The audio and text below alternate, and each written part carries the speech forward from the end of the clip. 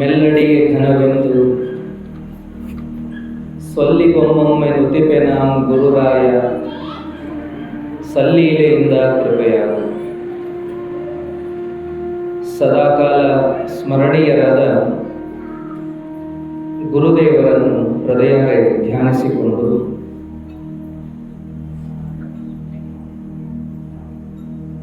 ಮಕರ ಸಂಕ್ರಮಣದ ನಿಮಿತ್ತವಾಗಿ ನಡೆದಿರುವ ಈ ಪ್ರವಚನ ಕಾರ್ಯಕ್ರಮದಲ್ಲಿ ಭಾಗಿಗಳಾದ ಎಲ್ಲ ಹಿರಿಯರಿಗೂ ತಾಯಂದಿರಿಗೂ ಶರಣಾರ್ಥಿಗಳು.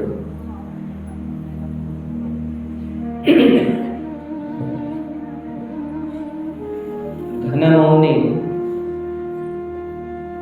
ಮೌನ ಯೋಗಿ ಚಿಕ್ಕೇನಕೊಪ್ಪದ ಚನ್ನವೀರ ಶರಣರ ಜೀವನ ದರ್ಶನವನ್ನ ನಾವು ನೋಡ್ತಾ ಬರ್ತಾ ಇದ್ದೇವೆ. ಮಹಾತ್ಮರನ್ನ ನಾವು ಭಾರತದಾದ್ಯಂತ ನೋಡಲಿಕ್ಕೆ ಸಾಧ್ಯವಿದೆ, ವಿಶ್ವಾದ್ಯಂತ ನೋಡಲಿಕ್ಕೆ ಸಾಧ್ಯವಿದೆ ಅನ್ನೋದನ್ನ ನಿನ್ನೆ ನೋಡ್ತಾ ಇದ್ವಿ. ಆಕಾಶದಿಂದ ಸಾವಿರಾರು ಹನಿಗಳಾಗಿ ಮಳೆ ಇಳಿದು ಬರುವಂತೆ ಪರಮಾತ್ಮನ ಅಂಶ ಜಗದ ತುಂಬೆಲ್ಲ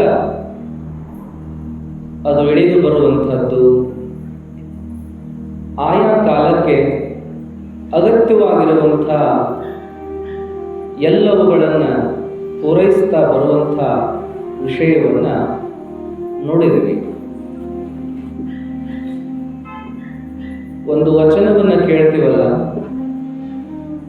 ಮುತ್ತು ನೀರಲ್ಲಾಯಿತು, ಆಲಿಕಲ್ಲು ನೀರಲ್ಲಾಯಿತು, ಉಪ್ಪು ನೀರಲ್ಲಾಯಿತು.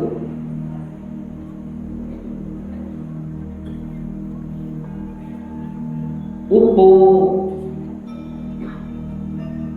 ಆಲಿಕಲ್ಲು, ಮುತ್ತು ಇವೆಲ್ಲವೂ ನೀರಿಂದಲೇ ಆದರೂ ಕೂಡ ಉಪ್ಪು ಕರಗಿದುದ ಕಂಡೆವು, ಆಲಿಕಲ್ಲು ಕರಗಿದುದ ಕಂಡೆವು, ಮುತ್ತು ಕರಗಿದುದ ಆರು ಕಂಡವರಿಲ್ಲ.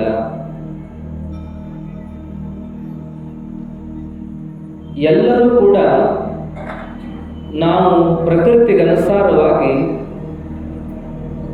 ಒಂದೇ ರೀತಿಯಲ್ಲಿ ಹುಟ್ಟಿ ಬಂದ್ರೂ, ತಂದೆ ತಾಯಿಗಳ ಗರ್ಭದಲ್ಲಿಯೇ ಹುಟ್ಟಿ ಬಂದ್ರೂ, ಮನುಷ್ಯ ದೇಹವ ತೊಟ್ಟು ಬಂದ್ರೂ ಒಳಗಿರುವ ಆತ್ಮಶಕ್ತಿ ಒಂದೇ ಆಗಿರುವುದಿಲ್ಲ ಅನ್ನುವಂಥದ್ದು. ಯಾರೋ ಉಪ್ಪಿನ ಹಾಗೆ, ಯಾರೋ ಆಲಿಕಲ್ಲಿನ ಹಾಗೆ, ಎಲ್ಲೋ ಒಬ್ಬೊಬ್ಬರು ಮುತ್ತಿನ ಹಾಗೆ ಹುಟ್ಟಿ ಬರ್ತಾರೆ ಎನ್ನುವಂಥದ್ದು. ಗುರುವಿನ ಬಗ್ಗೆ ಹೇಳುವಾಗ ಹೇಳ್ತಾರೆ, ತತ್ವದ ಜ್ಞಾನಿ ಅವನು ಹುಟ್ಟುವ ನರನಲ್ಲ, ಅತ್ಯಂತ ಆನಂದ ಪರಿಪೂರ್ಣನವನು. ಮುತ್ತು ನೀರುಳು ಹುಟ್ಟಿ ಮತ್ತೆ ನೀರಾಗುವುದೇ, ಮುತ್ತು ಲಕ್ಷಾಂತರಕ್ಕೆ ಬೆಲೆಯಾದೀತು. ತತ್ವದ ಜ್ಞಾನಿಯವನು ಹುಟ್ಟುವ ನರನಲ್ಲ, ಅತ್ಯಂತ ಆನಂದ ಪರಿಪೂರ್ಣನವನು ಅಂತ ಹೇಳ್ತಾರೆ. ನಮ್ಮ ಕಣ್ಣಿಗೆ ಎಲ್ಲರೂ ಒಂದೇ ರೀತಿಯಲ್ಲಿ ಹುಟ್ಟಿ ಬರುವಂಥ, ಎಲ್ಲರೂ ಅದೇ ರೀತಿಯ ಬಾಲ್ಯವನ್ನು ಪಡೆದಿರುವಂಥ, ಎಲ್ಲರೂ ಅದೇ ಅನ್ನಾಹಾರಾದಿಗಳನ್ನು ತಗೊಂಡು ಬೆಳೆದಿರುವಂಥ, ಎಲ್ಲರೂ ಅದೇ ರೋಗ ರುಜಿನೆ ಕಷ್ಟ ನಷ್ಟಗಳಿಗೆ ಒಳಗಾಗಿ ಬೆಳೆದಿರುವಂಥ ಜೀವನವನ್ನು ನೋಡ್ತೀವಿ. ಇವೆಲ್ಲವೂ ಒಂದೇ ಸಮನಾಗಿ ಎಲ್ಲರ ಜೀವನದಲ್ಲಿ ಬರ್ತವೆ. ಆದರೆ ಅದನ್ನು ಎದುರಿಸುವಂತಹ ಅಂತಹ ಕಷ್ಟ ನಷ್ಟಗಳ ಮಧ್ಯದಲ್ಲಿಯೂ ಅವರು ಬೆಳೆದು ಬರುವಂತಹ ರೀತಿ, ಸಾಧಿಸುವ ಸಾಧನೆ, ಅವರ ಆತ್ಮಶಕ್ತಿ, ಅವರ ಸಾಧನೆಯಿಂದ ಪಡೆದಿರುವಂತಹ ಸಿದ್ಧಿ, ಇವೆಲ್ಲದರ ಆಧಾರದ ಮೇಲೆ ನಾವೆಲ್ಲ ಮಹಾತ್ಮರನ್ನ ಗೌರವಿಸ್ತೀವಿ, ಗುರುಗಳನ್ನಾಗಿ ಸ್ವೀಕಾರ ಮಾಡ್ತೀವಿ, ಅವರ ಮಾರ್ಗದರ್ಶನವನ್ನು ಪಡ್ಕೊಳ್ತೀವಿ ಅನ್ನುವಂಥದ್ದು. ದೇವರು ಜೀವನವನ್ನ ಎಲ್ಲರಿಗೂ ಒಂದೇ ರೀತಿಯಾಗಿ ಕೊಟ್ಟ. ಆದ್ರೆ ಆ ಜೀವನವನ್ನು ನಾವು ಹೆಂಗ ಸ್ವೀಕಾರ ಮಾಡ್ತೀವಿ, ಆ ಜೀವನವನ್ನು ನಾವು ಹೆಂಗ ಕಳಿತೀವಿ, ಆ ಜೀವನವನ್ನು ಹೇಗೆ ನಾವು ಸಾರ್ಥಕಪಡಿಸ್ಕೊಳ್ತೀವಿ ಅನ್ನೋದರ ಮೇಲೆ ನಿರ್ಧಾರ ಆಗ್ತದ ಅನ್ನುವಂಥದ್ದು. ಅದಕ್ಕಾಗಿ ನಿನ್ನೆ ದಿವಸ ಕೊನೆಯದಾಗಿ ನೋಡ್ತಿದ್ವಿ, ಒಂದು ಮುದುಕಿಯ ಕಥೆ ನೋಡೋದಲ್ಲ. ಮುಪ್ಪಾದರೂ ದುಡದೆ ಉಣ್ಣುವಂಥ ವ್ಯವಸ್ಥೆ ಆಕೆಗಿತ್ತು. ಯಾರೋ ಆಕೆಗೆ ಪಾಪ ಅಂತ ಮಾತಾಡ್ಸಾಕ್ ಬಂದು ಮಕ್ಕಳ ಮರಿ ಇಲ್ಲೇನು ಅಂತ ಕೇಳಿದ್ದು. ಇದ್ರೂ ಇಲ್ದಂಗಪ್ಪ ಅಂತ ಈಕೆ ಹೇಳಿದ್ದು. ಅವ್ರ ಜೀವನ ಅವರಿಗೆ, ನನ್ನ ಜೀವನ ನನಗ ಅಂತ ಅಂದಾಗ, ಒಮ್ಮಿನೂ ಬಂದಿಲ್ಲ ನವ ನೋಡಾಕ ಅಂತ ಕೇಳಿದ್ದಕ್ಕ ಏನಪ್ಪ ಹೇಳುದು, ಒಮ್ಮೆ ಬಂದಿಲ್ಲವ, ಬರೇ ತಿಂಗಳಿಗೆ ಒಂದು ಕಾಗದ ಹಾಕೋತದಾನ, ನನಗೆಲ್ಲಿ ಓದಾಕ ಬರಬೇಕು ಅಂದದ್ದು ಮುದುಕಿ. ನಿನ್ನೆ ಕೇಳಿದ್ರಿ, ಎಲ್ಲದಾವು ಪಾತ್ರ ನಾನರ ನೋಡಿ ಹೇಳ್ತೀನಿ ತಾಯಿಲೆ, ಓದಿ ಹೇಳ್ತೀನಿ ತಾಯಿಲೆ ಅಂದ ಮನುಷ್ಯನಿಗೆ ಗೊತ್ತಾದದ್ದೇನಂದ್ರ, ತಾಯಿ ಖರ್ಚಿಗಂತ ತಿಂಗಳ 10,000 ಚೆಕ್ ಕಳಿಸ್ತಿದ್ನಂತ. ಅದು ಈ ಅಜ್ಜಿಗೆ, ಮುದುಕಿಗೆ ಗೊತ್ತಾಗಲಿಲ್ಲ. ಈ ದೃಷ್ಟಾಂತ ಇಟ್ಟುಕೊಂಡು ನಮಗ ಹೇಳಿದ್ದೇನಪ್ಪ ಮಹಾತ್ಮರಂದ್ರೆ,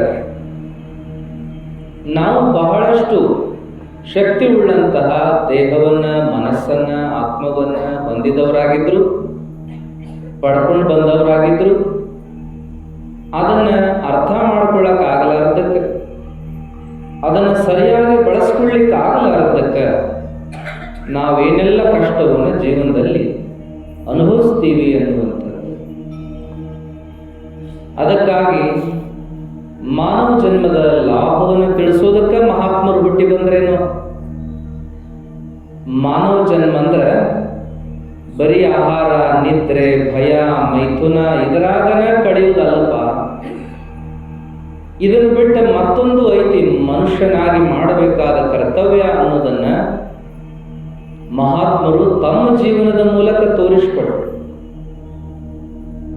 ಏನೆಲ್ಲ ವ್ಯವಸ್ಥೆ ಇದ್ರೂ ಎಲ್ಲದರ ಮಧ್ಯದೊಳಗೆ ಅವರು ಬಾಳಿದ್ದು ಬೇರೆ ರೀತಿಯಾಗಿ ಬಾಳಿದ್ರು. ಲೋಕದಂತೆ ಬಾರರು, ಲೋಕದಂತೆ ಇರರು, ಲೋಕದಂತೆ ಹೋಗರು ನೋಡಯ್ಯ. ಮಹಾತ್ಮರು ಹೆಂಗಂದ್ರ ಜಗತ್ನ್ಯಾಂಗ ಅವ್ರು ಬರುದಿಲ್ಲಂತ, ಜಗತ್ನವ್ರ ಗತೆ ಅವ್ರು ಹೋಗುದಿಲ್ಲಂತ. ನೋಡ್ರಿ, ಜಗತ್ನವ್ರ ಗತೆ ಅವ್ರು ಬಾಳುದಿಲ್ಲ.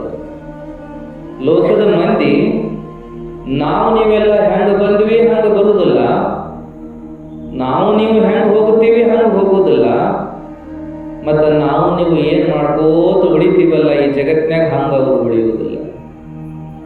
ಲೋಕದಂತೆ ಬಾರರು, ಲೋಕದಂತೆ ಇರರು, ಲೋಕದಂತೆ ಹೋಗರು ನೋಡಯ್ಯ. ಮತ್ತೆ ಹೆಂಗ್ ಮಾಡ್ತಾರ ಅವರು ಅಂತ ಕೇಳಿದ್ರೆ, ಪುಣ್ಯದಂತೆ ಬಪ್ಪರು, ಜ್ಞಾನದಂತೆ ಇಬ್ಬರು, ಮುಕ್ತಿಯಂತೆ ಹೋಗರು ನೋಡಯ್ಯ. ಪುಣ್ಯನ ಹುಟ್ಟಿ ಬಂದಂಗ ಬರ್ತಾರಂತ. ಪುಣ್ಯದಂತೆ ಬಪ್ಪರು ಹೆಂಗಿರ್ತಾರ ಅಂದ್ರೆ ಜ್ಞಾನ ಇದ್ದಂಗಿರ್ತಾರ, ಜ್ಞಾನದ ಗಣಿನ ಇದ್ದಂಗಿರ್ತಾರಂತ. ಮುಂದೇನು ಹೇಳಿದ್ರು ಅಂದ್ರೆ ಮುಕ್ತಿಯಂತೆ ಹೋಗರು ನೋಡಿ, ಮುಕ್ತಿ ಹೋಗಂಗ ಹೋಗಿ ಬಿಡ್ತಾರಂತ. ಮನುಷ್ಯರು ಬಂದಂಗೆ ಬರಲಿಲ್ಲ, ಮನುಷ್ಯರಿದ್ದಂಗಿರ್ಲಿಲ್ಲ, ಮನುಷ್ಯರು ಹೋದಂಗೆ ಹೋಗಂಗಿಲ್ಲ. ಅವ್ರು ಪುಣ್ಯದಂಗ ಬಂದ್ರು, ಜ್ಞಾನದಂಗಿದ್ರು, ಮುಕ್ತಿ ಹಂಗ ಹೋಗಿಬಿಟ್ರು ಅನ್ನುವಂಥ ಮಾತನ್ನು ಎಷ್ಟು ಚಂದ ಹೇಳ್ತಾರೆ. ಹಾಗಾಗಿ ಅವರೆಲ್ಲ ಮಹಾತ್ಮರಾದರು, ನಾವೆಲ್ಲ ಮನುಷ್ಯರಾದ್ವಿ. ಮನುಷ್ಯರಾದ್ವಿ ಅಂತೂ ಗಟ್ಟಿಯಾಗಿ ಹೇಳಕ್ ಬರುವುದಿಲ್ಲ, ಧಾರಾಳವಾಗಿ ಹೇಳಕ್ ಬರುವುದಿಲ್ಲ. ಯಾಕಂದ್ರೆ ಒಂದೊಂದು ಸಂದರ್ಭಕ್ಕೂ ಒಂದೊಂದು ನಮೂನೆಯಾಗಿರ್ತೀವಿ ನಾವು. ಸಂದರ್ಭಕ್ಕೆ ಸೌಮ್ಯ ಸಾಧು ಆಕಳಾಗಿರ್ತೀವಿ, ಒಂದೊಂದು ಸಮಯಕ್ಕೆ ಅತಿ ಒರಟ ಕೊಂಬ ಕೋಣಾಗಿರ್ತೀವಿ, ಒಮ್ಮೆ ಅತಿ ವ್ಯಗ್ರ ಉಗ್ರ ಕ್ರೂರ ನಾಯಾಗಿರ್ತೀವಿ, ಒಮ್ಮೆ ಏನು ಮುಸಿ ಮುಸಿ ಮಾಡುವಂಥ ಹಾವಾಗಿರ್ತೀವಿ, ಒಮ್ಮೇನು ಕಾಗಿರ್ತೀವಿ, ಒಮ್ಮೇನು ಹದ್ದಾಗಿರ್ತೀವಿ. ಇಂಥದ್ದನ್ನೆಲ್ಲ ನೋಡಿದ ಮಹಾತ್ಮರು ಹೇಳಿದರು, ತಿಳಿದವರು ಹೇಳಿದರು, ಧಾರಾಳವಾಗಿ ನಿನಗೆ ಮನುಷ್ಯ ಅಂತೂ ಅನ್ನಕ್ಕೆ ಸಾಧ್ಯ ಆಗವಲ್ದು ಅಂತೇಳಿ. ಧಾರಾಳವಾಗಿ ಅನ್ನಕ್ಕೆ ಬರುವಲ್ದು, ಯಾಕಂದ್ರೆ ಒಮ್ಮೆ ಹಂಗ ಒಮ್ಮೆ ಹಿಂಗ ಇರ್ತೀಯಪ್ಪ, ನಿನಗೇನಂತ ಕರೆಯುವನು ಅಂತಂದ್ರೆ. ಮಾನವ ಜನ್ಮ ಶ್ರೇಷ್ಠ ಶ್ರೇಷ್ಠ ಅಂತ ನಿಮಗೆ ನೀವು ಹೊಗಳಿಕೊಂಡ್ರೆ ಹೆಂಗಪ್ಪ? ಯಾರ ಅನುಭವಕ್ಕಾಗಿತ್ತಲ್ಲ ಅದನ್ನು. ಯಾವರ ಪ್ರಾಣಿಂದವನು ಮಾನವ ಜನ್ಮನ ಶ್ರೇಷ್ಠ ನೋಡಂತ ಅಂದಿಲ್ಲ, ಯಾವರ ಪಕ್ಷಂದವನು ಮಾನವ ಜನ್ಮ ಶ್ರೇಷ್ಠ ಅಂಥೇಳಿ ಅಂದಿಲ್ಲ, ಯಾವರ ಕ್ರಿಮಿಕೀಟ ಅಂದವನು ಮಾನವ ಜನ್ಮ ಶ್ರೇಷ್ಠ ಅಂತ ಅಂದಿಲ್ಲ, ಯಾರ ದೇವತೆಗಳೇನಾದರೂ ಅಂದಾರನು ಮಾನವ ಜನ್ಮ ಶ್ರೇಷ್ಠ ಅಂತ ಹಂಗೂ ಅಂದಿಲ್ಲ. ಇನ್ನು ಇವ್ರು ಯಾರು ಬೇಡ, ರಾಕ್ಷಸರೇನಾದ್ರು ಅಂದಾರನು ಮಾನವ ಜನ್ಮ ಶ್ರೇಷ್ಠ ಅಂತೇಳಿ, ಅವರು ಯಾರು ಅಂದಿಲ್ಲ. ಗಂಧರ್ವರೇನಾದ್ರು ಅಂದಾರನು ಮಾನವ ಜನ್ಮ ಶ್ರೇಷ್ಠ ಅಂತ ಅವರು ಅಂದಿಲ್ಲ. ಕಿನ್ನರು ಕಿಂಪುರುಷರೇನಾದ್ರು ಅಂದಾರನು ಅಂತ ಕೇಳಿದ್ರೆ ಅವರು ಅಂದಿಲ್ಲ. ದೇವಲೋಕದವರು, ಮರ್ತಲೋಕದವರು, ನಾಗಲೋಕದವರು, ಯಾವ ಲೋಕದವರು ಕೂಡ ಮಾನವ ಜನ್ಮ ಶ್ರೇಷ್ಠ ಅಂತ ಅಂದದ್ದೇ ಇಲ್ಲ. ಆದರೆ ಇದನ್ನ ಅನ್ಕೊಂಡವ್ರು ಯಾರು ಅಂದ್ರೆ ನಾವು ಮನುಷ್ಯರು, ನಾವು ಅನ್ಕೊಂಡೆವು. ಮತ್ತೇನು ಅನ್ಕೊಂಡಿವಿ ಅಂದ್ರೆ ಮಾನವ ಅಂದ್ರೆ ಸಂಘ ಜೀವಿ, ಮಾನವ ಅಂದ್ರೆ ಸಮಾಜ ಜೀವಿ, ಅಂದ್ರೆ ಕೂಡಿ ಬಾಳಾವ ಅಂತ ಅನ್ಕೊಂಡಿವಿ ನಾವು. ಸಂಘ ಜೀವಿ ಅಂದ್ರೆ ಕೂಡಿ ಬದುಕಾವ ಅಂತ.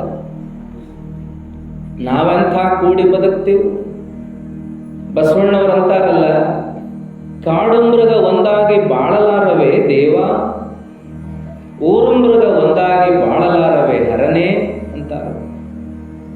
ಮಾನವ ಸಂಘ ಜೀವಿ, ಸಮಾಜ ಜೀವಿ, ಒಂದಾಗಿ ಬಾಳವ, ಕೂಡಿಕೊಂಡು ಹೋಗಾವ ಅಂತ ಅನ್ಕೊಂಡ್ರ, ನೀವು ಅನ್ಕೊಂಡ್ರ ನಿಮಗಿಂತಲೂ ಊರಾಗಿನ ಪ್ರಾಣಿ, ಕಾಡಿನಾಗಿನ ಪ್ರಾಣಿ ಚಂದ ಹೊಂದಿಕೊಂಡು ಬಾಳೆ ಮಾಡ್ತಾವಲ್ಲ, ಅದಕ್ಕೇನು ಅನ್ನೋದು ಅಂತಾರೆ.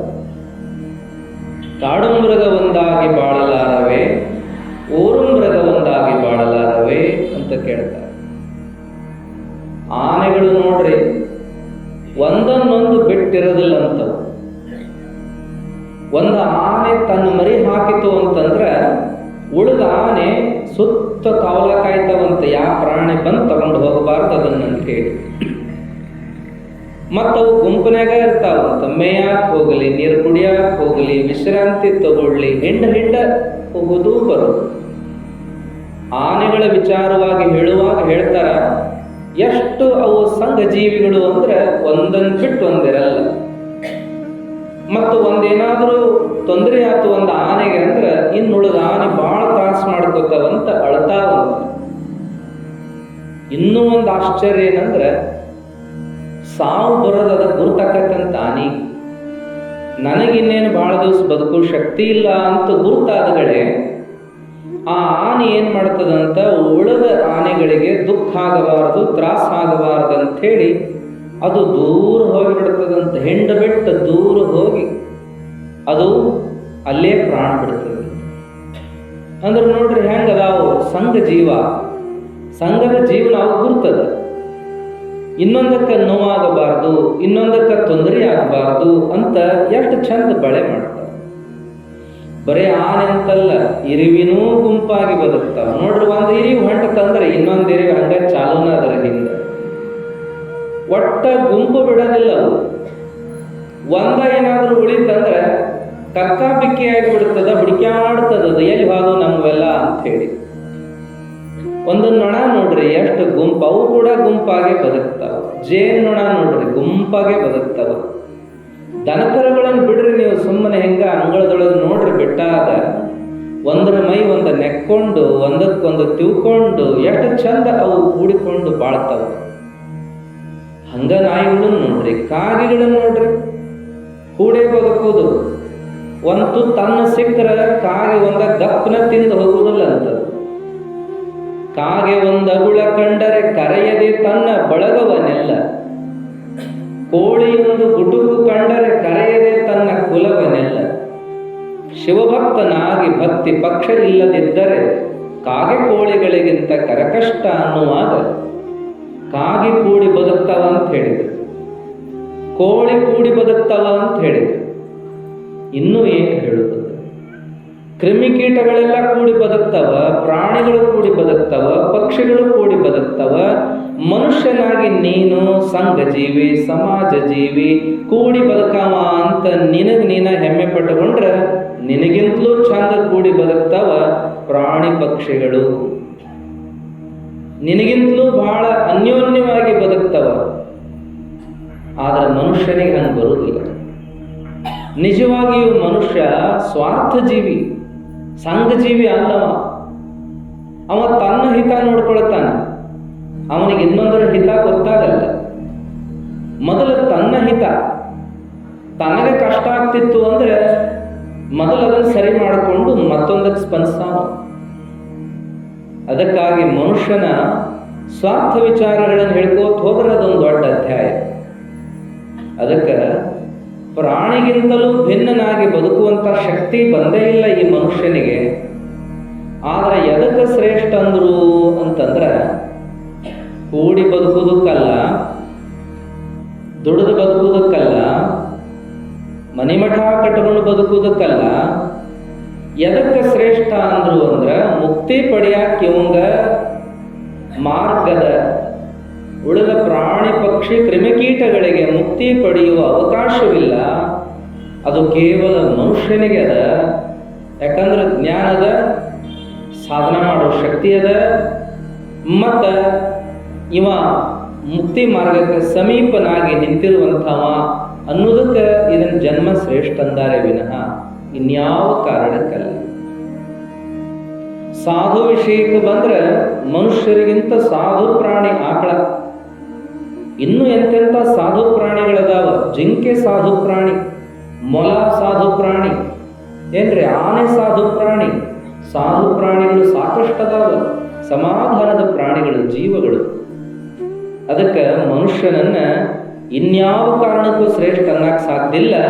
ಒಂದು ಕಾರಣಕ್ಕೆ ಸಾಧ್ಯ ಅಂತ ಯಾಕಂತಾರಂದ್ರೆ, ಇವನಿಗೆ ಒಂದಿಟ್ಟು ತಿಳುವಳಿಕೆ ಅದ, ತಿಳ್ಕೊಳಕ್ ಶಕ್ತಿ ಅದ, ಸಾಧನ ಮಾಡಕ್ ಶಕ್ತಿ ಅದ, ಮುಕ್ತಿ ಪಡೆಯೋದಕ್ಕೆ ಒಂದು ಅವಕಾಶ ಅದ ಅನ್ನೋದಕ್ಕೆ ಇವನ್ ಜನ್ಮ ಶ್ರೇಷ್ಠ ಅಂತ ಕರೆದರು. ಆದ್ರೆ ಮುಕ್ತಿ ಪಡೆಯಕ್ಕೆ ಎಷ್ಟು ಮಂದಿಗೆ ಆಸೆ ಅದ? ಮುಕ್ತಿ ಪಡೆಯಕ್ಕೆ ಎಷ್ಟು ಮಂದಿಗೆ ಆಸೆ ಅದ ಅಂತ ಲೆಕ್ಕ ತೆಗೆದ್ರೆ ಬಹುಶಃ 1% ಜನ ಹೊಂಡ್ತಾರೋ ಇಲ್ಲ. ಮುಕ್ತಿ ಪಡೆಯೋ ಅವಕಾಶವನ್ನ ತಂದುಕೋಬೇಕು, ಮುಕ್ತಿ ಪಡಿಬೇಕು ಅನ್ನೋ ಹಂಬಲ ಯಾರಿಗೂ ಇರ್ಲಿಕ್ಕೆ ಸಾಧ್ಯ ಇಲ್ಲ. ಇನ್ನಟ ಮಾಡಿದ್ರೆ ಲೌಕಿಕನ ಮಾಡೋಣ, ಇನ್ನಟ ದುಡಿಯೋನು, ಇನ್ನಟ ಗಳಿಸೋನು, ಇನ್ನಟ್ಟೇನಾದರೂ ಸುಖಭೋಗ ಉಣ್ಣೋನು ಅನ್ನೋ ಅಪೇಕ್ಷನ ಅದ ವಿನಃ ಇದು ಸಾಕಪ್ಪ ಇನ್ನು ಮುಕ್ತಿ ಪಡೆಯೋಣ ಅನ್ನುವಂಥ ಭಾವ ಎಷ್ಟು ಜನರಿಗೆ ಇರ್ಲಿಕ್ಕೆ ಸಾಧ್ಯದ? ಅದಕ್ಕೆ ಅಂಥ ಮುಕ್ತಿ ಪಡೆಯುವಂಥ ಅಪೇಕ್ಷೆ ಉಳ್ಳಂಥ ಕೆಲವರನ್ನ ನಾವು ಮಹಾತ್ಮರು ಅಂತ ಕರೆಯೋದು. ನಾವೆಲ್ಲ ಅಲ್ಪತೃಪ್ತರು, ಅಲ್ಪಾತ್ಮರು. ಅವರು ಇಂಥ ಲೌಕಿಕವಾದ ಅಲ್ಪತೃಪ್ತಿಗೆ ಆಸೆ ಪಟ್ಟವರಲ್ಲ, ಮಹಾ ಶಕ್ತಿಯನ್ನೇ ತನಗಾಗಿಸ್ಕೋಬೇಕು. ದೊಡ್ಡ ಆಸೆ ಅವರಿಗೆ, ದೇವರನ್ನೇ ಕಾಣಬೇಕು ಅನ್ನುವಂಥ ಹಿರಿಯ ಆಸೆ.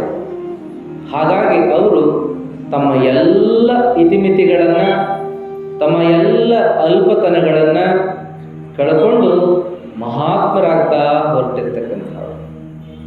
ಹಾಗಾಗಿ ಅಂಥವ್ರ ಜೀವನವನ್ನು ನೋಡ್ತಾ ನೋಡ್ತಾ ನಮಗಂಟಿಕೊಂಡಿರೋ ಒಂದೇಟು ಆಸೆನ, ರೋಷಾನ ಇವನ್ನೆಲ್ಲ ಕಡಿಮೆ ಮಾಡ್ಕೋಬೇಕು ಅನ್ನೋದಕ್ಕನ ಅವ್ರ ಚರಿತ್ರೆಗಳನ್ನು ನೋಡ್ತಾ ನೋಡ್ತಾ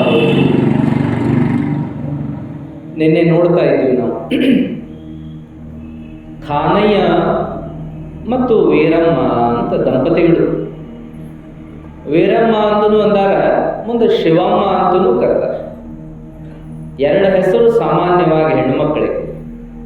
ತವ್ರ ಮನೆಯಾಗ ಒಂದು ಹೆಸರು, ಗಂಡನ ಮನೆಗೆ ಕಳಿಸಿಕೊಡುವಾಗ ಒಂದು ಹೆಸರು, ಮದುವೆ ಮಾಡಿಕೊಡುವಾಗ ಮತ್ತೊಂದು ಹೆಸರು. ಸಾಲಾವಳಿ ನೋಡು, ಹೆಸರು ಬರ್ತದಿಲ್ಲ ಹುಡುಕು, ಯಾವುದು ಅಂತದ ಅದನ್ನ ಇಡು ಅಂತ ಅನ್ನುವಂಥದ್ದು ನಿಮಗೆ ಗೊತ್ತದ. ಹಾಗಾಗಿ ಹೆಸರು ಬದಲಾವಣೆಯನ್ನ ಮಾಡಿಕೊಂಡೇ ಗಂಡನ ಮನೆಗೆ ತೆರಳುವ ಕಾರಣಕ್ಕೆ ಎರಡು ಹೆಸರುಗಳನ್ನ ಸಾಮಾನ್ಯವಾಗಿ ನೋಡ್ತೀವಿ.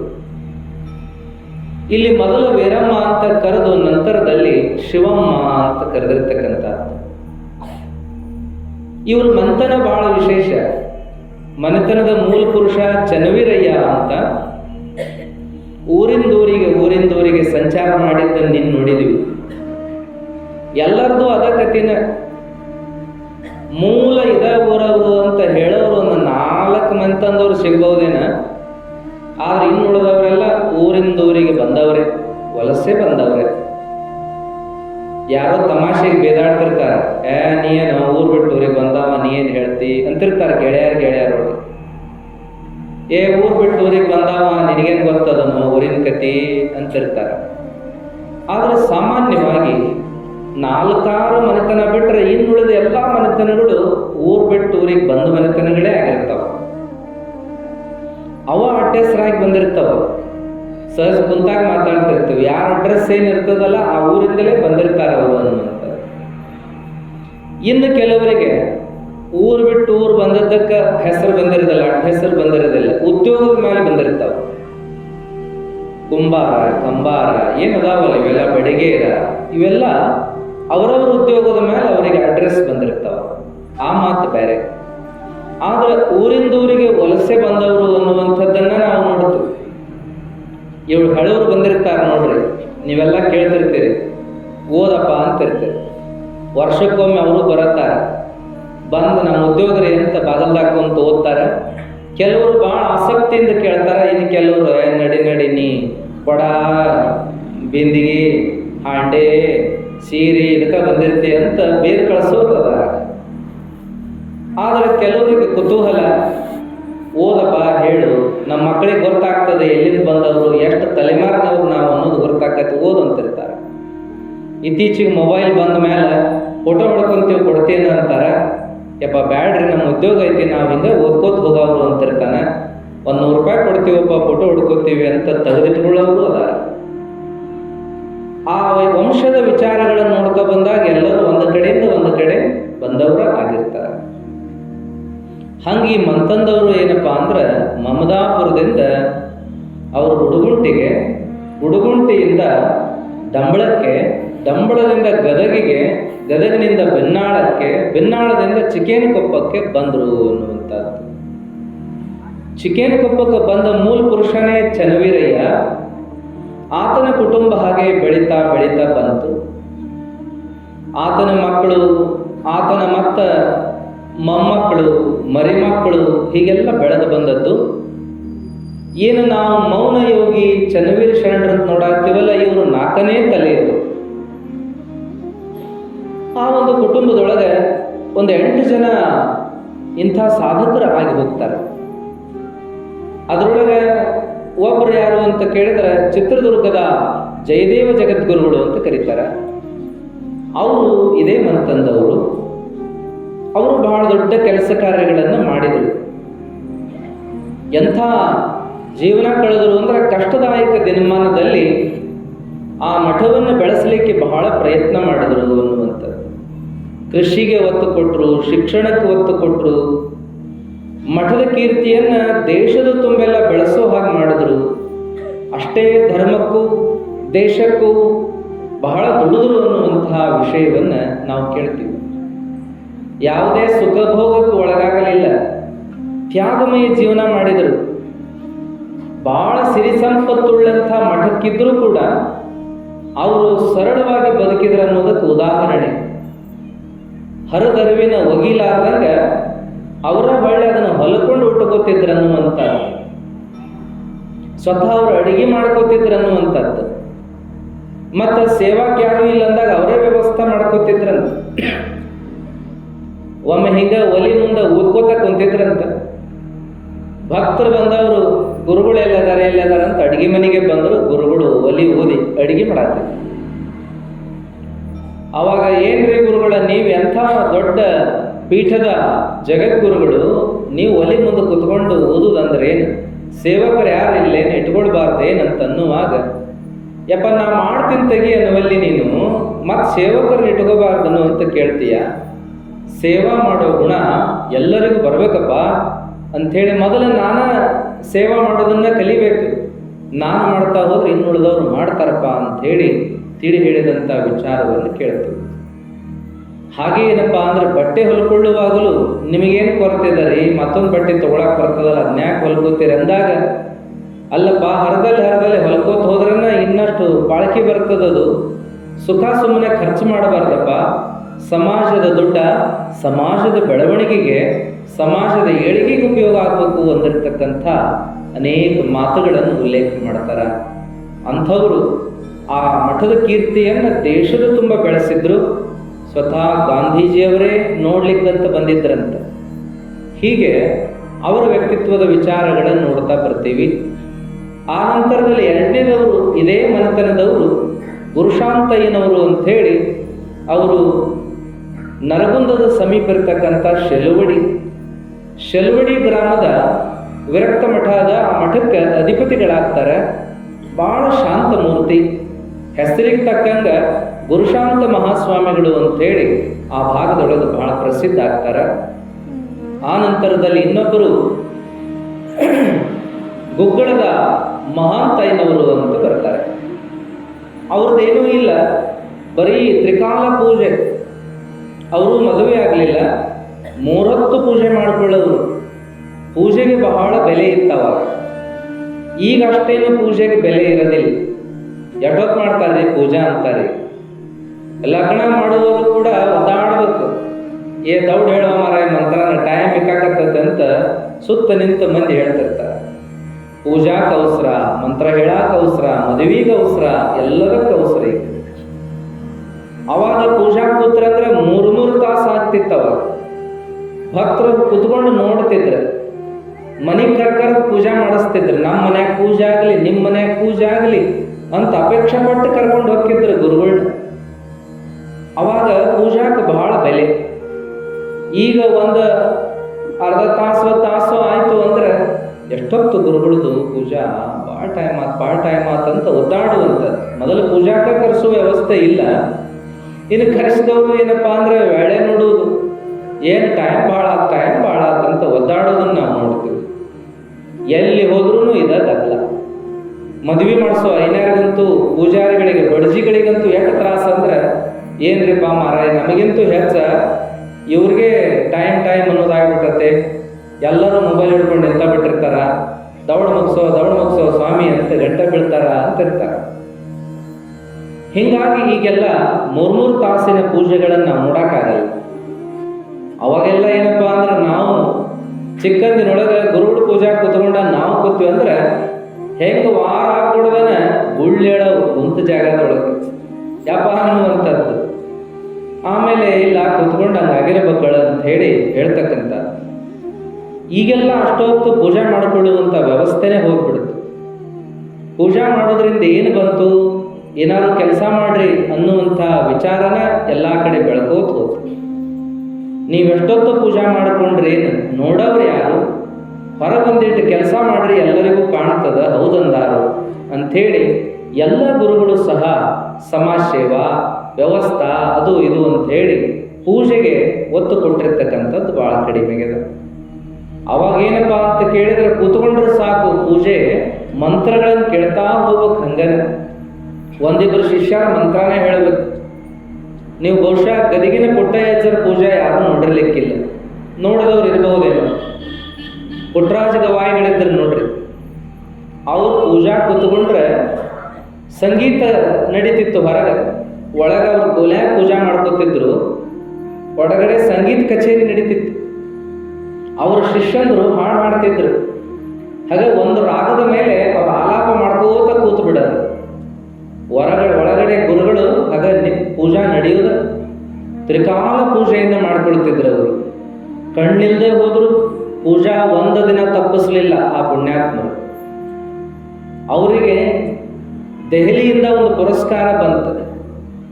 ಬಸವ ಪುರಾಣವನ್ನು ಹಿಂದಿ ಒಳಗೆ ಮಾಡಿದ್ದಕ್ಕೆ ಅವರಿಗೊಂದು ರಾಷ್ಟ್ರ ಮಟ್ಟದ ಪ್ರಶಸ್ತಿ ಬಂತು.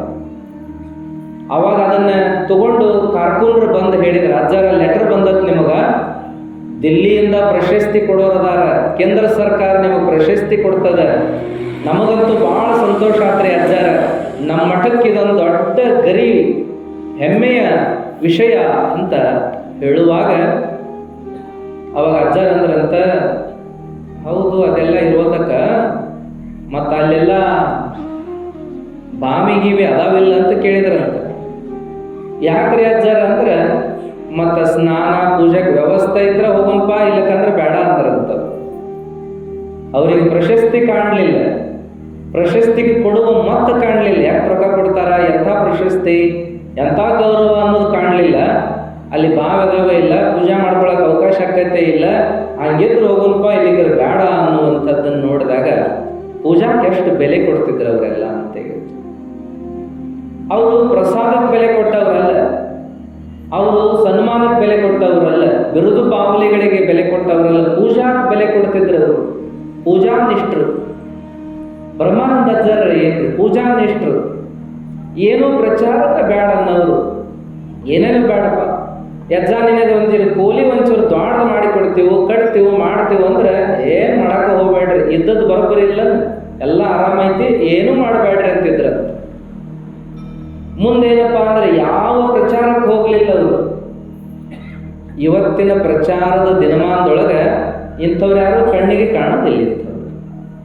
ಯಾಕಂದ್ರೆ ಪ್ರಚಾರದ ದಿನಮಾನ ಇದೆ. ಅದಕ್ಕೆ ಇವತ್ತೇನಾಗೈತಿ ಅಂದ್ರೆ, ಕಸ ಹೊಡಿಲಿ ಬಿಡ್ಲಿ, ಕಸಬರ ಹಿಡ್ಕೊಂಡು ನಿಂತು ಫೋಟೋ ತೆಗಿಸ್ಕೊಂಡ್ರೆ ಸಾಕು. ಏನು ಸಮಾಜ ಸೇವಾ ಕಸ ಹೊಡಿತಾರ ಅವರು ಅಂತೇಳಿ, ಕಸಬರಿ ಸಹಿತ ಹಿಡಿತಾರ ಅವರು. ಇಂಥ ದಿನಮಾನ ಬಂದದ್ದು. ಒಂದು ಏನಪ್ಪ ಅಂದ್ರೆ, ಯಾರಿಗೋ ಒಂಚೂರು ಅನ್ನ ಕೊಡೋದು ನನ್ನ ಫೋಟೋ ತೆಗಿಸ್ಕೊಂಡು ಹಾಕೊಂಡ್ಬಿಟ್ರೆ ಏನು ಅನುದಾನ ಮಾಡ್ತಾರ ಅವರು. ಹೀಗಾಗಿ ಪ್ರಚಾರದ ದಿನಮಾನದಲ್ಲಿ ನಿಜವಾದ ಸಾಧಕರು ಇವತ್ತು ಕಣ್ಣಿಗೆ ಕಾಣೋದಿಲ್ಲ. ಆದರೆ ಅವತ್ತಿನ ಮಹಾತ್ಮರು ನಿಜವಾದ ಸಾಧಕರು, ನಿಜವಾದ ಮಹಾತ್ಮರು, ನಿಜವಾದ ಪುಣ್ಯಾತ್ಮರವರು ಇಂಥವ್ಯಾವುದನ್ನು ಅಪೇಕ್ಷೆ ಪಡಲಿಲ್ಲ ನೋಡ್ರಿ.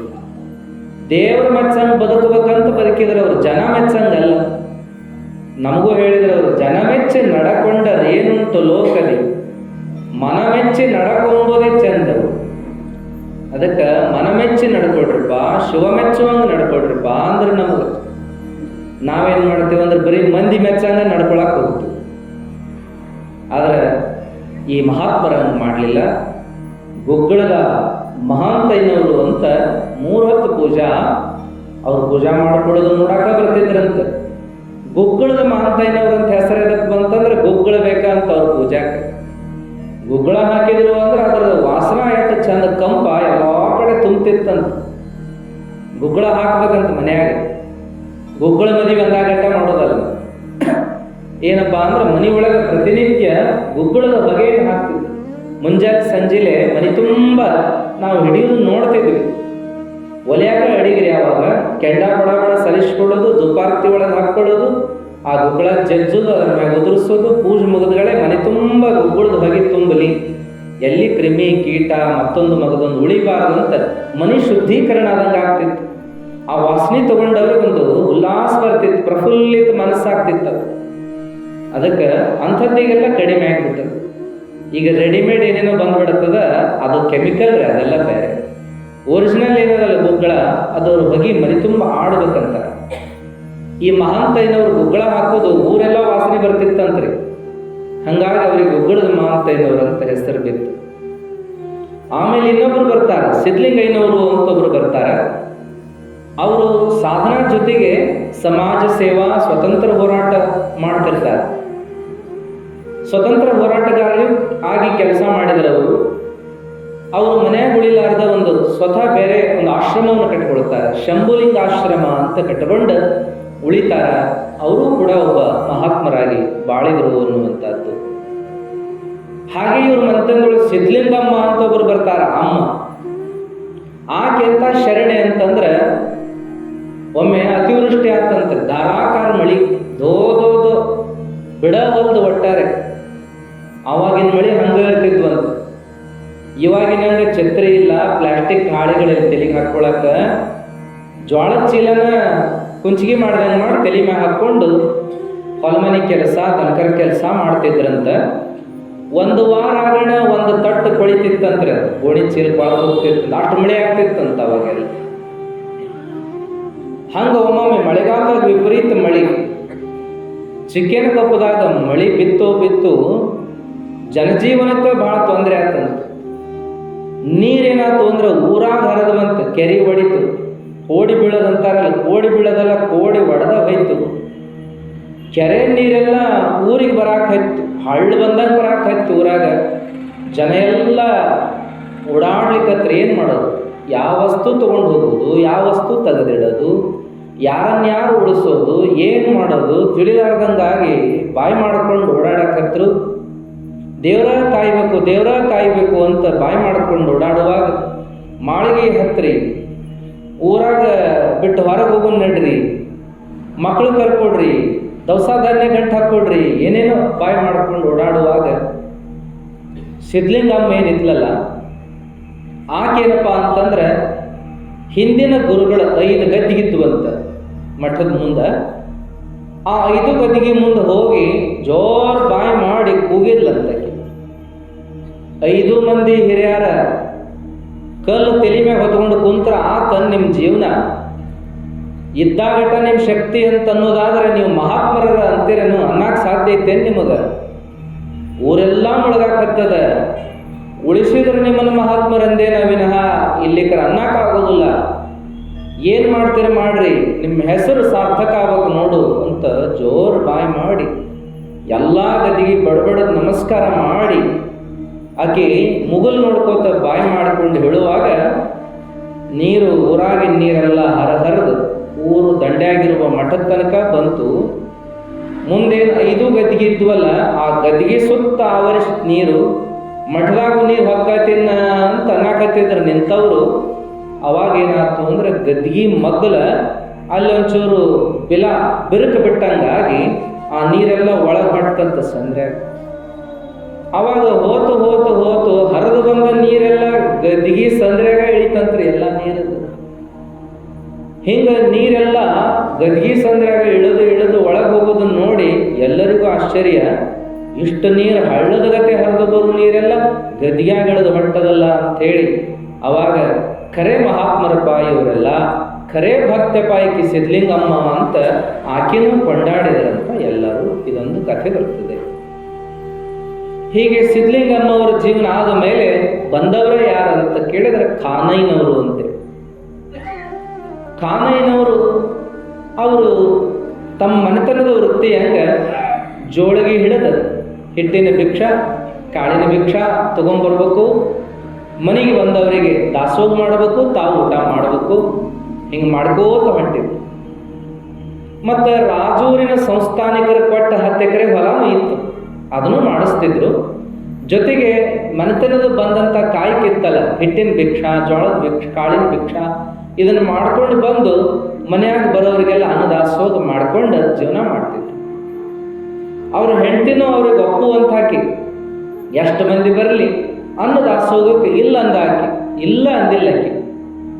ಯಾರೋ ಬರಲಿ ಹೊತ್ತು ನೋಡಿ ಅವರಿಗೆಲ್ಲ ಪ್ರಸಾದ ಮಾಡಿಸಿ ಕಳಿಸುವಂಥ ಒಳ್ಳೆಯ ಸ್ವಭಾವದ ಹೆಣ್ಮಗಳು. ಮತ್ತು ಖಾನಯ್ಯನವ್ರು ಏನಪ್ಪ ಅಂತಂದ್ರೆ ಬರೇ ಹೊಲ ಕೆಲಸ ಮಾಡಿಸಿದ್ನೆ, ಹೊಲಮನೆ ಕೆಲಸ ಮಾಡ್ಕೋತ ಕೂತ್ನೆ, ಹಿಟ್ಟಿನ ಭಿಕ್ಷಾ ಕಾಳಿನ ಭಿಕ್ಷಾ ಮಾಡ್ಕೋತ ಕೂತ್ನೆ ಅಂದ್ರೆ ನಡೆಯಂಗಿಲ್ಲ. ಇನ್ನೂ ಏನಾರು ಮಾಡಬೇಕು ಅಂತ ಹೇಳಿ ಏನಪ್ಪ ಅಂತಂದ್ರೆ ಅವರು ಪುರಾಣ ಪ್ರವಚನ ಹೇಳಕ್ಕೆ ಹೋಗ್ತಿದ್ರಂತ. ಹಳ್ಳಿಗೆ ಪುರಾಣ ಪ್ರವಚನ ಹೇಳಕ್ಕೆ ಹೋಗೋದು, ಧರ್ಮ ಪ್ರಸಾರ ಮಾಡಬೇಕು ಅಂತ ಹೇಳಿ. ಮುಂದೆ ದೀಕ್ಷಾ ಕೊಡೋದು, ಭಕ್ತರಿಗೆಲ್ಲ ದೀಕ್ಷೆ ಕೊಡುವಂತಹದ್ದು, ಮತ್ತು ಮದುವೆ ಮುಂಜುವಿ ಕಾರ್ಯಕ್ರಮಗಳನ್ನು ಮಾಡುವಂತಹದ್ದು, ಧಾರ್ಮಿಕ ಕ್ರಿಯಾ ವಿಧಾನಗಳನ್ನು ಮಾಡುವಂಥ ವ್ಯವಸ್ಥೆಯನ್ನು ಮಾಡ್ಕೊಂಡಿದ್ರು. ಅವ್ರು ಹೀಗೆಲ್ಲ ಮಾಡ್ಕೋತ ಪ್ರಚಾರಕ್ಕೆ ಬಂದರು ಖಾನಯ್ಯನವರು. ಅವರೇನು ಸಾಲಿ ಕಲ್ತಿದ್ದಿಲ್ಲ, ಅವ್ರ ಅನುಭವ ಭಾಳ ಇತ್ತಂತ, ಹೇಳ್ಕೊಂತ ಹೋಗ್ತಿದ್ರಂತ. ಅವ್ರು ಎಂಥ ಅನುಭವಿಯಾಗಿದ್ರಂತಂದ್ರೆ ಅದಕ್ಕೆ ಉದಾಹರಣೆ ಕೊಡ್ತಾರೆ. ಒಮ್ಮೆ ಹುಬ್ಬಳ್ಳಿ ಸಿದ್ಧಾರೂಢರ ಶಿಷ್ಯರು ಗುರುನಾಥಾರೂಢರು ಅಂತ ಬರ್ತಾರೆ ನೋಡ್ರಿ. ಗುರುನಾಥಾರೂಢರು ಅವರು ಹೊಂಬಳ ಗ್ರಾಮಕ್ಕೆ ಬಂದಿದ್ರಂತೆ. ಹೊಂಬಳ, ವೆಂಕಟಾಪುರ ಅಂತ ಬರ್ತಾವ ಬಳಗಾನವ್ರ ಮಕ್ಕಳು. ಅಲ್ಲೆಲ್ಲ ಸಂಚಾರ ಮಾಡ್ತಿರ್ತಾರ. ಅವಾಗ ಖಾನೈನವರಲ್ಲಿ ಪ್ರವಚನಕ್ಕೂ ಬರ್ತಿರ್ತಾರೆ. ಒಮ್ಮೆ ಆ ಊರಿಗೆ ಅನೇಕ ಜನ ಮಹಾತ್ಮರು, ಉಣಕಲ್ ಸಿದ್ದಪ್ಪಜ್ಜನವರು, ಹುಬ್ಬಳ್ಳಿ ಗುರುನಾಥಾರೂಢರು ಇವರೆಲ್ಲ ಬಂದಿರ್ತಾರೆ. ದೊಡ್ಡ ಕಾರ್ಯಕ್ರಮ. ಆ ಕಾರ್ಯಕ್ರಮದೊಳಗೆ ಭಕ್ತರೊಳಗೆ ಕೂತಿರ್ತಕ್ಕಂಥ ಖಾನೈನವರನ್ನು ನೋಡಿ ಈ ಹುಬ್ಬಳ್ಳಿಯ ಗುರುನಾಥಾರೂಢರು ಅವ್ರನ್ನ ಕರೀರಿ, ಮ್ಯಾಲ್ ಕರೀರಿ ಅಂತ ಸನ್ನಿ ಮಾಡ್ತಾರೆ. ಅವ್ರು ಮಾತಾಡ್ತಿರಂಗಲ್ಲ. ಅವರು ಮೌನ ಯೋಗಿ. ಯಾರ್ರೀ? ಹುಬ್ಬಳ್ಳಿ ಸಿದ್ಧಾರೂಢರ ಶಿಷ್ಯರು ಗುರುನಾಥಾರೂಢರು. ಅವರು ಸನ್ನಿ ಮಾಡ್ತಾರೆ ಭಕ್ತರಿಗೆ, ಅವ್ರನ್ನ ಕರ್ಕೊಂಡು ಬರ್ರಿ ಮ್ಯಾಲ ಅಂತ. ಖಾನೈನವ್ರನ್ನ ಕರ್ಕೊಂಡು ಬಂದ ಮೇಲೆ ಇಲ್ಲೇ ಕುಂಡ್ರಿ ವೇದಿಕೆ ಮ್ಯಾಲ ಅಂತ. ಆ ಊರಿನ ಭಕ್ತರು ಅವ್ರಿಗೇನು ಸನ್ಮಾನ ಮಾಡಿ ಶಾಲ್ ಹೊದಿಸಿ ಹಣ್ಣು ಹಂಪ್ಲ ಕೊಟ್ಟು ಕಾಣಿಕೆ ಕೊಡ್ತಾರಲ್ಲ, ಅದೆಲ್ಲನೂ ಖಾನೈನವರು ಉಡಿಗೆನ ಹಾಕಿ ಬಿಡ್ತಾರೆ. ಉಡಿಗೆ ಹಾಕಿ ಅವ್ರು ಬೆಂಚ್ ಅಪ್ಪರಿಸ್ತಾರ. ಅವಾಗ ಖಾನೈನವ್ರಿಗೆ ಅನಿಸ್ತದ, ಎಂಥ ಮಹಾತ್ಮರಪ್ಪ, ನಾ ಏನು ನನ್ನ ಕತಿ ಏನೋ ಗೊತ್ತಿಲ್ಲ, ಆದ್ರೆ ಇವ್ರ ಆಶೀರ್ವಾದ ನನಗೆ ಆಯ್ತಲ್ಲ, ನಂದೆಂಥ ಭಾಗ್ಯ ಅಂತ ಹೇಳಿ ಸಂತೋಷ ಪಡ್ತಾರ. ಅವರ ಸಾತ್ವಿಕ ಗುಣ, ಧರ್ಮ ಪ್ರಸಾರ ಕಾರ್ಯ ಆ ಗುರುನಾಥಾರೂಢರಿಗೆ ಗುರುತಾಗಿತ್ತಂತೆ. ಮುಂದೆ ಒಮ್ಮೆ ಅವರು ಕೋಡಿಕೊಪ್ಪ ಅಂತ ಬರ್ತದೆ, ಅಲ್ಲೇ ಋಣದ ಸಮೀಪ. ಅಲ್ಲಿಬ್ಬರು ಮಹಾತ್ಮರಾಗಿ ಹೋಗ್ತಾರ. ವೀರಪ್ಪಜ್ಜನರು ಅಂತ, ಹುಚ್ಚಿರಪ್ಪಜ್ಜಂತೂ ಕರೀತಾರೆ. ಹುಚ್ಚುಚ್ಚರಂಗ ಇರ್ತಾರ ಅವರು. ಹಂಗಾಗಿ ಅವ್ರನ್ನ ನೋಡಿದ್ರೆ ಎಲ್ಲರೂ ಹುಚ್ಚಿರಪ್ಪಜ್ಜ ಅಂತ ಕರಿತಿರ್ತಾರೆ. ಅವರು ದೊಡ್ಡ ಮಹಾತ್ಮರು. ಅವ್ರನ್ನ ನೋಡಾಕಂತ ಇವರು ರೊಟ್ಟಿ ಪುಂಡಿ ಪಲ್ಲ ಮಾಡಿ ಕುಟುಂಬ ಕರ್ಕೊಂಡು ಹೋಗಿರ್ತಾರೆ ಖಾನೈನವರು. ಅಲ್ಲಿ ಹೋದಾಗ ಏನಾಗ್ತದಂದ್ರೆ, ಅಲ್ಲಿ ಹುಚ್ಚಿರಪ್ಪಜ್ಜ ಭಾಳ ಮಂದಿ ಭಕ್ತರಿದ್ರು ಸಹಿತ ಖಾನೈನವರು ಕುಂತಲ್ಲಿನೇ ಬರ್ತಾರೆ. ಬಂದು ಏನಂತಾರಂದ್ರೆ, ರೊಟ್ಟಿ ಪುಂಡಿ ಪಲ್ಲೆ, ರೊಟ್ಟಿ ಪುಂಡಿ ಪಲ್ಲೆ ಅಂತ ಕೈ ಮಾಡ್ತಾರೆ. ನಾವು ತಂದದ್ದು ಯಾಚೆಗೆ ಹೆಂಗೆ ಗೊತ್ತೋ ಏನೋ, ಅಜ್ಜ ಕೇಳಾಕತ್ತಾನಂದ್ರೆ ಕೊಡೋಣ ಅಂತ ರೊಟ್ಟಿ ಒಳಗೆ ಪುಂಡಿ ಪಲ್ಲೆ ಹಚ್ಚಿ ಅಜ್ಜನ ಮುಂದೆ ಹಿಡಿತಾರ. ಅಜ್ಜ ಒಂದು ತುಣುಕ ತಿಂದು ಆತ ಭಾಳ ಚಲೋ ಭಾಳ ಚಲೋ ಅಂದು ಆಶೀರ್ವಾದ ಮಾಡ್ತಾನೆ ಇಬ್ಬರಿಗೂ, ಖಾನಯ್ಯ ಮತ್ತು ಶಿವಮ್ಮನಿಗೆ. ಅಷ್ಟ ಅಲ್ಲನ ಅವ್ರ ಕಡೆ ಕೈ ಮಾಡಿ ಕುಂದರಿ ಕುಂದರಿ ಅಂತ ಕೈ ಮಾಡಿ ಒಳಗೆ ಹೋಗಿ ಕಬ್ಬಣದ ಒಂದು ದಪ್ಪ ಹಂಚು ತಗೊಂಡು ಬಂದ. ಈರಪ್ಪಜ್ಜ ತಗೋರಿ, ಇದನ್ನ ತಗೋರಿ ಅಂತ ಒತ್ತಾಯ ಮಾಡ್ತಾನೆ. ಒಲ್ಲೆಪ್ಪ ಒಲ್ಲೆ, ಬೇಡ, ಐತಿ ನಮ್ಮ ಮನ್ಯಾಗ ತವಿ ಐತಿ, ರೊಟ್ಟಿ ಮಾಡೋದು ತವಿ ಐತಿ ಅಂದ್ರೂ ಇಲ್ಲ, ಇದು ತಗೋಬೇಕು ನೀನು ತಗೊಂಡು ಹೋಗಬೇಕು ಅಂತ ಒತ್ತಾಯ ಮಾಡಿದಾಗ ಆ ತವಿ ತಗೊಂಡು ಅಜ್ಜನ ಆಶೀರ್ವಾದ ಒಯ್ಯೋನು ಅಂತ ಒಯ್ತಾರ.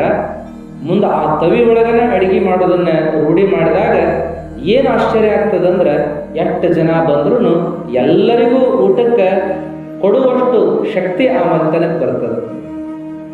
ಎಲ್ಲರೂ ಬಂದವರೆಲ್ಲರೂ ಊಟ ಮಾಡಿದ್ರು ಇನ್ನೂ ಕೆರಸಿ ಒಳಗೆ 4 ರೊಟ್ಟಿ 8 ರೊಟ್ಟಿ ಇರಕಬೇಕು ಗುಡ್ಡ್ಯಾಗ, ಹಂಗೆ ಉಳಿಯಾಕತ್ತು ಅನ್ನುವಂಥ ಒಂದು ವಿಚಾರವನ್ನು ಹೇಳ್ತಾರೆ.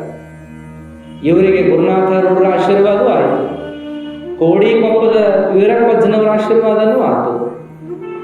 ಹಾಗೆ ಇನ್ನೊಬ್ಬ ಚಿಕ್ಕನಾಳ ಅಂತ ಊರು ಬರ್ತದ, ಅಲ್ಲಿ ಒಬ್ಬ ಮಹಾತ್ಮನ ಆಶೀರ್ವಾದನೂ ಇವ್ರಿಗೆ ಆಗ್ತದ. ಹಾಗೆಯೇ ಎಲ್ಲ ಮಹಾತ್ಮರ ಆಶೀರ್ವಾದದಿಂದ ಇವ್ರ ಹೊಟ್ಟೆ ಒಳಗೆ 3 ಜನ ಗಂಡ್ಮಕ್ಳು 4 ಜನ ಹೆಣ್ಮಕ್ಳು ಹುಟ್ಟಿ ಬರ್ತಾರೆ, ಖಾನಯ್ಯ ಮತ್ತು ಶಿವಮ್ಮರ ಹೊಟ್ಟೆ. ಆ 3 ಜನ ಗಂಡ್ಮಕ್ಳೊಳಗೆ ಮಧ್ಯದವರ ಯಾರು ಅಂತ ಕೇಳಿದ್ರೆ ಚನ್ನವೀರಯ್ಯನವರು ಅಂತ ಹುಟ್ಟಿ ಬರ್ತಾರೆ. ಮೂಲ ಪುರುಷನ ಹೆಸರೇ ಇಡ್ತಾರ, ಅದ ಚನ್ನವೀರಯ್ಯನವರು. ಇಬ್ಬರು ಅವರು ಸಹಜವಾಗಿ ತಮ್ಮ ಗೃಹಸ್ಥ ಜೀವನ ಮಾಡಿದ್ರೆ, ಚನ್ನವೀರಯ್ಯನವರೇನಪ್ಪ ಅಂತ ಕೇಳಿದ್ರೆ ಅವರು ಅಧ್ಯಾತ್ಮ ಜೀವಿಯಾಗಿ ಬೆಳೀತಾ ಬರ್ತಾರೆ. ಚನ್ನವೀರಯ್ಯನವರ ಅವ್ರ ಹೆಸರಿಟ್ಟ ಮೇಲೆ ಅವ್ರಿಗೆ ಪ್ರೀತಿಯಿಂದ ಚನ್ನವೀರಯ್ಯ ಅಂತ ಕರೆಯಂಗಿಲ್ಲ. ಹಿರಿಯರ ಹೆಸರಿಟ್ಟಿವಿ ಹಂಗ ಏನು ಒದರುದು ಅಂತೇಳಿ ಚಂಡ್ರಯ್ಯ ಅಂತ ಒದರ್ತಿರ್ತಾರೆ, ಚಂಡ್ರಯ್ಯ ಅಂತೇಳಿ ಕರ್ಕೋತ ಇರ್ತಾರ. ಈ ಹುಡುಗನು ಕೂಡ ಹಂಗನ ಅಧ್ಯಾತ್ಮ ಜೀವಿಯಾಗಿ ಬೆಳಿತಾನ. ಪೂಜೆ ಪುನಸ್ಕಾರ, ಮೌನ, ಅಧ್ಯಯನ ಇದರೊಳಗನೆ ಕಾಲ ಕಳೀತಾ ಬೆಳೆಯುವ ಹುಡುಗ ಎಲ್ಲರ ಪ್ರೀತಿಗೆ ಪಾತ್ರ ಆಗ್ತಾನ ಅನ್ನುವಂಥದ್ದು. ಹೀಗೆ ಖಾನಯ್ಯನವರು ಆ ಧರ್ಮಪತ್ನಿ ಶಿವಮ್ಮ ಇಬ್ಬರು ಕೂಡಿ ಉಜ್ಜಯಿನಿ ಜಗದ್ಗುರುಗಳ ಕಡೆ ಹೋಗಿ ಈ ಚನ್ನವೀರಯ್ಯನವರಿಗೆ ದೀಕ್ಷಾ ಮಾಡಿಸ್ತಾರೆ. ಇವರಿಗೆ ಲಿಂಗ ಧಾರಣೆಯನ್ನು ಮಾಡಿದವರು ಉಜ್ಜಯಿನಿ ಜಗದ್ಗುರುಗಳು ಅಂತೇಳಿ. ಇಷ್ಟೆಲ್ಲ ಆದ ಮೇಲೆ ಕೊಪ್ಪಳ ಮಠದ ಸಂಪರ್ಕ ಇರ್ತದೆ, ಗವಿಸ್ವಾಮಿ ಮಠದ ಸಂಪರ್ಕ. ಆವಾಗ ಖಾನಯ್ಯನವರಿಗೆ ಏನಂತ ಕರೀತಾರೆ ಅಂದ್ರೆ, ನೀನು ಗೃಹಸ್ಥ ಅಲ್ಪ, ನೀ ಬರೀ ಗೃಹಸ್ಥ ಅಲ್ಲ, ನೀನು ಗೃಹಸ್ಥ ಯೋಗಿ ಅದಿ, ಸಂಸಾರ ಯೋಗಿ ಅದೀಪ. ನೀನು ಸಂಸಾರದೊಳಗಿದ್ದೂ ನೀನು ಸನ್ಯಾಸಿ ಇದ್ದಂಗದಿಯಪ್ಪ, ಎಂಥ ಸಾಧನ ಮಾಡ್ತೀಯಲ್ಲ ಅಂತ ಮೆಚ್ಕೊಂಡಿದ್ರಂತ. ಹಂಗೆ ಕಾನಯ್ಯನವರು ಬಾಳಿದ್ರು ಅನ್ನುವಂಥ ವಿಷಯವನ್ನು ನಾವು ಕೇಳ್ತಾ ಬರ್ತೀವಿ. ಕಾನಯ್ಯ ಮತ್ತು ಶಿವಮ್ಮ ಇವರು ಹೊಟ್ಟೆಯಾಗಿ ಹುಟ್ಟಿ ಬಂದಂಥ ಪುಣ್ಯಾತ್ಮರು ಯಾರು, ಮಹಾತ್ಮರು ಯಾರು ಅಂದರೆ ನಾವು ನೋಡ್ತಕ್ಕಂಥ ಚನ್ನವೀರ ಶರಣರು ಅನ್ನುವಂಥ ವಿಷಯವನ್ನು ಇವತ್ತು ನಾವು ನೋಡ್ತಾ, ದಂಪತಿಗಳು ಒಳ್ಳೆಯ ಜೀವನ ಮಾಡಿದರೆ ಆ ಸಂಸಾರದ ಒಳ್ಳೆಯ ದಾಂಪತ್ಯದ ಪ್ರತಿಫಲವೇ ಏನಪ್ಪ ಅಂತ ಕೇಳಿದ್ರೆ ಇಂಥ ಪುಣ್ಯ ಪುರುಷರು ಅಂತೇಳಿ. ಒಳ್ಳೆಯ ಮಕ್ಕಳು ಹುಟ್ಟಬೇಕು ಅಂದರೆ ಮೊದಲು ತಂದೆ ತಾಯಿ ಒಳ್ಳೆಯವರಾಗಿ ಬಾಳಬೇಕು ಅಂತೇಳಿ. ತಂದೆ ತಾಯಿ ಹೆಂಗೆ ಬಾಳ್ತಾರಲ್ಲ ಅಂಥ ಮಕ್ಕಳು ಹುಟ್ಟುತ್ತಾರ ಅನ್ನೋದು ಒಂದು ಕಡೆ ಕೇಳಿದ್ರೆ, ಇನ್ನೂ ಒಂದು ಕಡೆ ಕೇಳ್ತೀವಿ ನಾವು. ನಮ್ಮ ಹಿಂದಿನ ಸಿದ್ದೇಶ್ವರ ಸ್ವಾಮೀಜಿಯವರು, ನಮ್ಮ ಹಿಂದಿನ ಗುರುಗಳು, ಅವ್ರಿಗೆ ಬಂದು ತಂದೆ ತಾಯಿ ಮಕ್ಕಳ ಕಂಪ್ಲೇಂಟ್ ಹೇಳುವಾಗ, ನಮ್ಮ ಮಗ ಹೆಂಗೆ ಮಾಡ್ತಾನ, ನಮ್ಮ ಮಗಳು ಹೆಂಗೆ ಮಾಡ್ತಾಳ ಅನ್ನುವಾಗ ಏನು ಭಾಳ ತಲೆ ಕೆಡಿಸ್ಕೋಬೇಡ್ರಿ, ಹೇಳುವಟ್ಟು ಹೇಳಿರಿ, ಕೇಳುವಟ್ಟು ಕೇಳಿರಿ. ಒಂದು ಮಾತು ನೆನಪಿಟ್ಟುಕೊಳ್ರಿ, ಹಿಂದಿನ ಜನ್ಮದ ಶತ್ರುಗಳೇ ಇಂದಿನ ಜನ್ಮಕ್ಕೆ ಮಕ್ಕಳಾಗಿ ಹುಟ್ಟಿರ್ತಾರ. ಅದನ್ನೆಲ್ಲ ಅವರು ಉಣಿಸೇ ಕಳಿಸ್ತಾರೆ ನಿಮಗೆ, ಆ ಪ್ರತಿಫಲವನ್ನೆಲ್ಲ ನೀವು ಉಣ್ಣಾಕಬೇಕು ಅಂತಿದ್ದಿರ್ತವೆ. ಹಿಂಗೂ ಹೇಳೋ ಮಾತುಗಳನ್ನು ಕೇಳ್ತೇವೆ ನಾವು. ಇನ್ನೂ ಒಂದೇನಪ್ಪ ಅಂತ ಕೇಳಿದ್ರೆ, ಕರ್ಮಧರ್ಮ ಸಂಯೋಗ ಹೇಳಕ್ ಬರುವುದಿಲ್ಲ. ಯಾವ ಗರ್ಭವನ್ನ ಯಾವ ಶಿಶು ಆರಿಸ್ಕೊಡ್ತದೆ ಹೇಳಕ್ ಬರುವುದಿಲ್ಲ ಅಂತ. ಇದೇ ಗರ್ಭ, ಈ ಗರ್ಭದೊಳಗೆ ಹುಟ್ಟಿ ಬರ್ತೀನಿ ಅಂತ ಅಪೇಕ್ಷೆ ಪಟ್ಟು ಮಕ್ಕಳು ಹುಟ್ಟಿ ಬರ್ತಾವಂತ. ಇನ್ನು ಕೆಲ ತಂದೆ ತಾಯಿಗಳು ಇಂಥ ಮಕ್ಕಳೇ ನಮ್ಮ ಹೊಟ್ಟೆಯಾಗ ಹುಟ್ಟಬೇಕು ಅಂತ ಬೇಡ್ಕೊಂಡು ಹಡಿತಾರಂತ. ಇನ್ನು ಕೆಲವು ಮಕ್ಕಳೇನಪ್ಪ ಅಂದ್ರೆ ಹಿರಿಯರ ಆಶೀರ್ವಾದದಿಂದ ಹುಟ್ಟಿ ಬರ್ತಾವಂತ. ಇನ್ನು ಕೆಲವು ಮಕ್ಕಳು ಗುರುಗಳ ಆಶೀರ್ವಾದದಿಂದ ಹುಟ್ಟಿ ಬರ್ತಾವಂತ. ಹೇಳಾಕ ಬರುವುದಿಲ್ಲರಿ, ಹಿಂಗ ಅಂತ ಹೇಳಲಿಕ್ಕೆ ಬರುವುದಿಲ್ಲ. ಯಾವ ರೀತಿಯಲ್ಲಿ ಯಾರ ಜನನ ಅಂತ ಗೊತ್ತಾಗೋದಿಲ್ಲ. ಚನ್ನಬಸವಣ್ಣವರು ಹುಟ್ಟಿನ ವಿಷಯ ಹೇಳ್ತಾ ಬರ್ತಾರ. ಬಹಳ ವಿಚಿತ್ರ ಅನಿಸ್ತದ ಅವರು ಹೇಳುವುದು ನೋಡಿದ್ರೆ.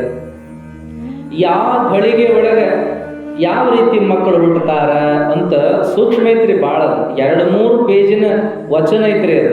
ಅದ್ರೊಳಗೆ ಎಷ್ಟು ಸೂಕ್ಷ್ಮ ಹೇಳ್ತಾರಂದ್ರೆ, ತಾಯಿ ಮನಸ್ಸು ಹಿಂಗ, ತಂದೆ ಮನಸ್ಸು ಹಿಂಗಿದ್ದಾಗ ಇಂಥ ಮಕ್ಕಳು ಹುಟ್ಟುತ್ತಾವ, ತಾಯಿ ಭಾವನ ಹಿಂಗ, ತಂದೆ ಭಾವನ ಇದ್ದಾಗ ಇಂಥ ಮಕ್ಕಳು ಹುಟ್ಟುತ್ತಾವ.